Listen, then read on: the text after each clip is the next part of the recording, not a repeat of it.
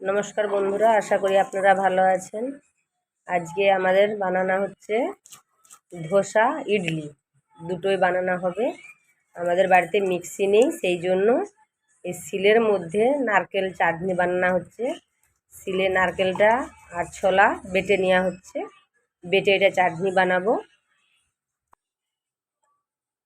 এই যে এখানে ঘোল তৈরি করা আছে, ঘোলটা এখানে তৈরি করা পাওয়া যায়, কিনে নিয়ে আসা হয়েছিল। কিনে এনে 2 ঘন্টা মতন 2-3 ঘন্টা রেখে দিয়েছিলাম। যে ঘোল, এটা ধোসা বানানো হচ্ছে। এইদিকে ধোসা তৈরি করছি আমি।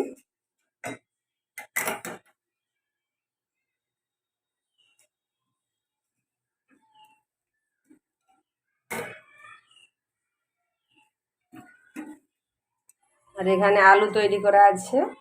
আমি আলুটা যখন তৈরি করি আপনাদেরটা দেখাতে পারি না, সেই জন্য যে আলুটা তৈরি করা আছে এখানে।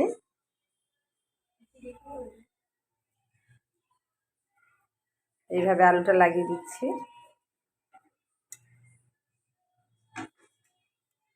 একটু লাল লাল হোক, লাল লাল হলে তুলব।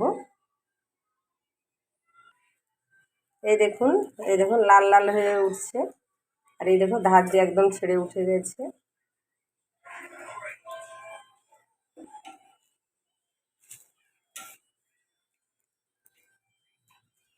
এইভাবে পাট করে নামিয়ে নেব।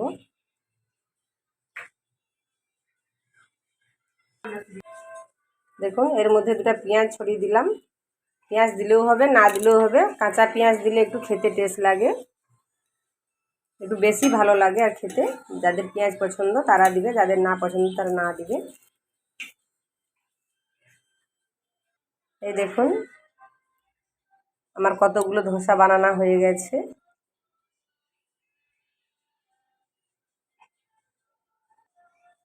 এবারে ধোসাগুলো বানানো হয়ে গেছে, এবারে আমি ইডলি বানাবো। এই দেখুন এইদিকে ইডলিটা বসিয়েছি। কি সুন্দর ইডলিটা হয়েছে দেখুন, একদম ফুলে উঠছে কীরকম করে।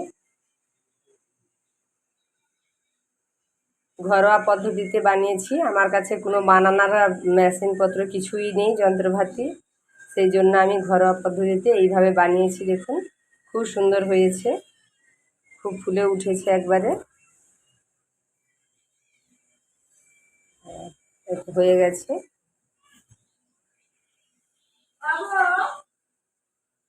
আমার এই ভিডিওটা ভালো লাগলে লাইক, শেয়ার, কমেন্ট, সাবস্ক্রাইব করবেন। পাশে থাকবেন, সুস্থ থাকবেন, ভালো থাকবেন। দেখা হবে পরের ভিডিওতে। নমস্কার। শুধু সেই সোডা দিয়েছে।